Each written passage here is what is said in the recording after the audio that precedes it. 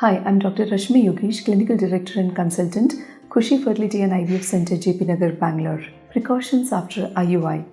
IUI or Intrauterine Insemination is a semi-natural way of achieving pregnancy, and so bed rest or rest after IUI is surely not required. If the IUI has been a natural cycle IUI with only one follicle growing and ovulation has been documented with no formation of cyst,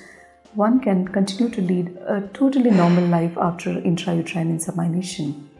However, if multiple follicles have grown and if there has been formation of multiple corpus luteal or hemorrhagic cysts, in such cases, the woman has to be careful about running, jumping, skipping, hopping so that these ovarian cysts don't rupture or result in something called as ovarian torsion. Otherwise, rest after IUI is not required. However, after an intrauterine insemination, it is advisable to lie down on the back in the same couch where the IUI has been performed for about 10 minutes so as to facilitate the sperms to remain inside the uterine cavity, and this would increase the chances for pregnancy. Any amount of time after 10 minutes doesn't increase the success rate of IUI anymore. However, after doing an intrauterine insemination, a lady can drive back home herself without having to worry about there being disturbances in the semen parameters due to travel. However, after having had an intrauterine insemination, we ask women not to indulge in sex for at least 12 hours after the procedure because semen can contain prostaglandins that can ignite uterine contractions, and therefore one should not have intercourse for at least 12 hours after the procedure has been performed. In some women, there has been documentation of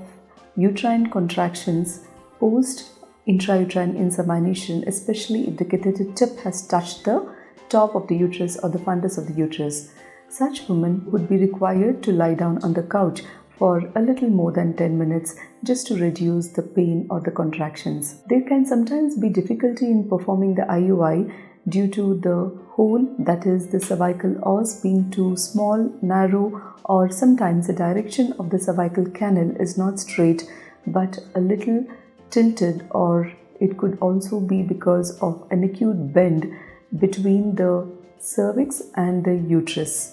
In such cases, a semi-full bladder will increase the chance for pregnancy while performing an IUI, and the lady is advised not to empty the bladder immediately after performing the IUI but wait for at least 10 to 15 minutes after the procedure. Sometimes after a difficult IUI, there could be some spots of blood noticed after a few hours of the procedure. One should not be worried about the stains of blood that comes out after the IUI procedure. In fact, little bit of bleeding is very common after doing an intrauterine procedure, also because at the time of ovulation, the cervix becomes quite vascular and the catheter tip touching the cervix or the mouth of the uterus can ignite a little bit of bleeding, which is quite normal.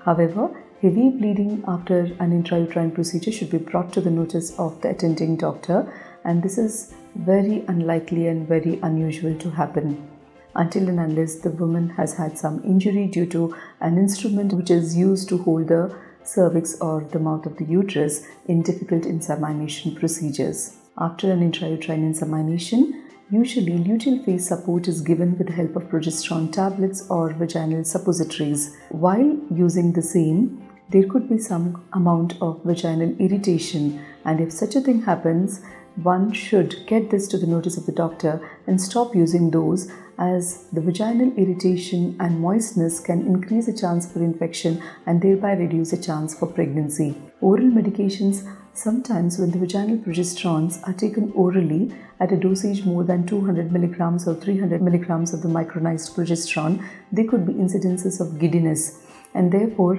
vaginal progesterone and oral progesterones have their own side effects, and it is important to discuss with the doctor as to what dosage of the tablets have been given and what could be the expected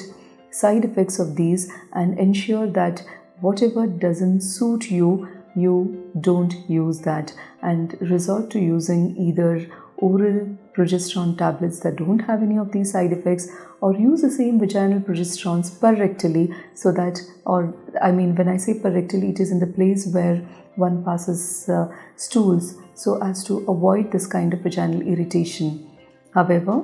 all the precautions that one takes to avoid a miscarriage should be taken after an intrauterine insemination. That is, doing rigorous exercises, running, jumping, or even doing things that can make you physically very tired should be avoided to a certain extent after this procedure. And yes, I repeat, bed rest or absolute rest is not at all required after the procedure. Just ensuring a little bit of precaution is all that is required.